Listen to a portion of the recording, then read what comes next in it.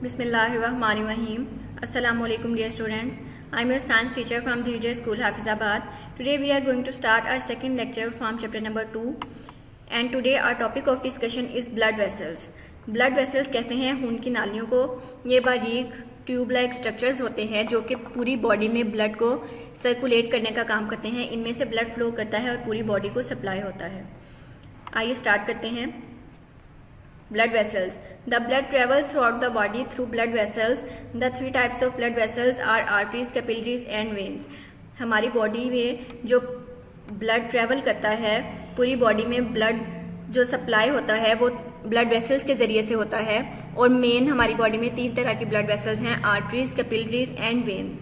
आज के लेक्चर में हम तीनों ब्लड वेसल्स के बारे में पढ़ेंगे, इनके स्ट्रक्चर्स और फंक्शंस को डिटेल में डिस्कस करेंगे। इससे पहले हम प्रीवियस लेक्चर को थोड़ा सा रिवाइज करेंगे। हमने प्रीवियस लेक्चर में हार्ट के स्ट्रक्चर और फंक्शन को डिस्कस किया था कि हार्ट क्या है। एक पंपिंग ऑर्गन है जो कि पूरी बॉडी को ब्लड सप्लाई करता है और हमारी चेस्ट में प्रेजेंट है। अब होता क्या है कि हमारी बॉडी में 2 तरह का ब्लड है, D oxygenated and oxygenated blood. D oxygenated ऐसा ब्लड है जिसमें ऑक्सीजन शामिल नहीं होती और ऑक्सीजनेटेड ऐसा ब्लड है जिसमें ऑक्सीजन शामिल होती है।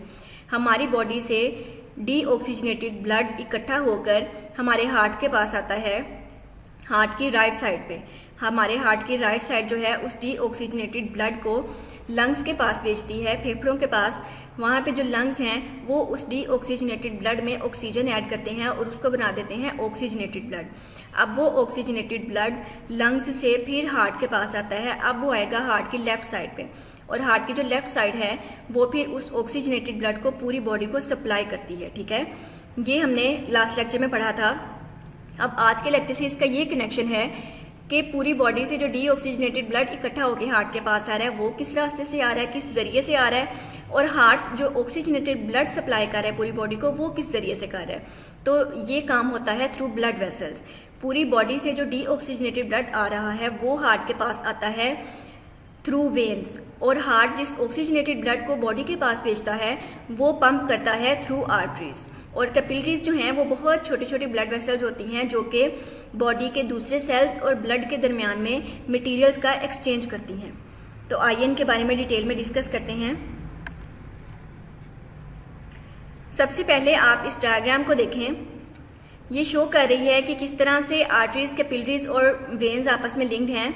ये रेड कलर का जो आपको नजर आ रहा है पोर्शन, ये है आर्टरी जिसमें ऑक्सीजनेटेड ब्लड है। ठीक है, ऑक्सीजनेटेड ब्लड की वजह से इसका कलर रेड है। अब आर्टरीज जो हैं ये छोटी छोटी स्मॉलर ट्यूब्स में डिवाइड होती हैं, तो वो ट्यूब्स कहलाती हैं कैपिलरीज। कैपिलरीज बहुत छोटी होती हैं बाकी दोनों ब्लड वेसल्स की निस्बत। अब बहुत सारी कैपिलरीज जब आपस में दोबारा से मिलती हैं तो बड़ी ब्लड वेसल बनाती हैं और उस ब्लड वेसल को हम कहते हैं वेन। ठीक है, वेन के ऊपर यहाँ पे लिखा है टू हार्ट, यानी ये डी ऑक्सीजनेटेड ब्लड को टूवर्ड्स हार्ट लेकर जा रही है और आर्टरी जो है ऑक्सीजनेटेड ब्लड को फ्रॉम दी हार्ट लेकर पूरी बॉडी के पास जा रही है। ठीक है, next, arteries. Arteries are the blood vessels that carry blood away from the heart. Arteries have thick and flexible walls. Most of the arteries carry oxygenated blood, but pulmonary arteries carry deoxygenated blood to the lungs. कह रहे हैं कि arteries जो हैं ऐसी blood vessels हैं जो कि दिल से खून लेकर बाकी बॉडी को सप्लाई करती हैं। और आर्टरीज का जो स्ट्रक्चर है उनकी वॉल्स ऐसी हैं कि वो मोटी होती हैं और लचकदार होती हैं। और ज़्यादातर आर्टरीज जो है वो ऑक्सीजनेटेड ब्लड कैरी करती हैं, लेकिन पूरी बॉडी में सिर्फ पल्मोनरी आर्टरीज ऐसी हैं जो कि आम आर्टरी से उल्ट काम करती हैं क्योंकि ये डी ऑक्सीजनेटेड ब्लड कैरी करती हैं। ये कहाँ पर प्रेजेंट है? पल्मोनरी आर्टरीज हार्ट में प्रेजेंट है। ये डी ऑक्सीजनेटेड ब्लड को हार्ट की राइट साइड से लेकर लंग्स के पास लेकर जाती हैं। ठीक है, arteries divide many times to form smaller tubes called capillaries. Arteries जब बहुत दफ़ा डिवाइड होकर मजीद स्मॉलर ट्यूब्स में कन्वर्ट होती हैं तो उन ट्यूब्स को हम कहते हैं capillaries. Capillaries are the smallest blood vessels in the body. They are so small that red blood cells flow through them one cell at a time. Capillaries सबसे छोटी ब्लड वेसल्स हैं, वो इतनी छोटी हैं कि उनमें से जब खून गुजरता है तो एक दफ़ा में रेड ब्लड सेल जो है वो सिर्फ सिंगल पास कर सकता है, बहुत सारे रेड ब्लड सेल्स इकट्ठे पास नहीं कर सकते। Food and oxygen from the blood of capillaries diffuse into the cells. Waste materials and carbon dioxide from the cells diffuse into the blood of capillaries. अब यहाँ पे उन्होंने कहा है कैपिलरीज का फंक्शन क्या है। कैपिलरीज का फंक्शन ये है कि ब्लड में जो फूड और ऑक्सीजन मौजूद होती है वो कैपिलरीज की वॉल से गुजरकर आसानी से सेल्स में जा सकती है, बॉडी के दूसरे सेल्स में। डिफ्यूज़ का मतलब है स्प्रेड होना, फैलना। और हमारे सेल्स में जो वेस्ट मटेरियल्स और कार्बन डाइऑक्साइड है जिनकी बॉडी को ज़रूरत नहीं है वो हमारे सेल्स से जाते हैं कैपिलरीज में, और कैपिलरीज जो हैं वो फिर उनको बॉडी के उन पार्ट्स तक लेके जाती हैं जहाँ से उनको हमने बॉडी से बाहर निकालना होता है, ठीक है। Capillaries again join to form the larger blood vessels called veins. जब ज़्यादा सारी कैपिलरीज आपस में ज्वाइन करती हैं, मिलती हैं, तो वो बड़ी ब्लड वेसल्स को बनाती हैं जिनको कहते हैं वेन्स। कैपिलरीज के बारे में आपने ये याद रखना है कि सबसे छोटी और सबसे नैरो ब्लड वेसल्स हैं। आप ये डायग्राम देखें, figure 2.2 human circulatory system. First lecture में हमने सर्कुलेटरी सिस्टम के बारे में भी पढ़ा था कि हार्ट, ब्लड और ब्लड वेसल्स मिलकर जो सिस्टम बनाते हैं उसको कहते हैं circulatory system.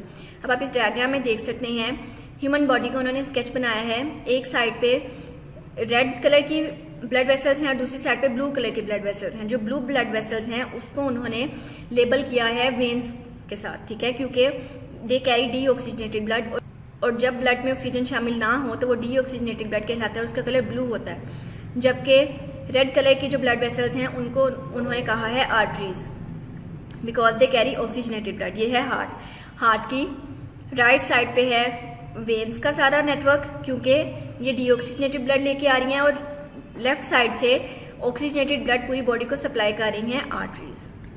Next, veins are the blood vessels that bring blood back to the heart. Most of the veins bring deoxygenated blood back to the heart, but pulmonary veins bring oxygenated blood from the lungs to the heart. कह रहे हैं कि veins जो हैं वो ऐसी blood vessels हैं जो कि ब्लड को वापस हार्ट के पास लेकर आती हैं, और ज़्यादातर वेन्स जो हैं वो डीऑक्सीजनेटेड ब्लड कैरी करती हैं, लेकिन पल्मोनरी वेन्स ऐसी हैं जो कि ऑक्सीजनेटेड ब्लड कैरी करती हैं, क्योंकि ये हार्ट में प्रेजेंट है और इनका काम क्या है कि ये लंग्स से ऑक्सीजनेटेड ब्लड लेकर हार्ट के पास आती हैं, ठीक है। इस वजह से इनका काम बाकी वेन से उल्ट है, ऑपोजिट है। यहाँ पे आप फिगर 2.3 में ब्लड वेसल्स देख सकते हैं। ये आर्टरी है रेड कलर में, आर्टरीज डिवाइड करके बना रही हैं कैपिलरीज। कैपिलरीज ज़्यादा सारी आपस में मिलकर फिर से बना रही हैं बड़ी ब्लड वेसल जो कि कहला रही है vein. Extend your thinking, how is the structure of capillaries related to their function.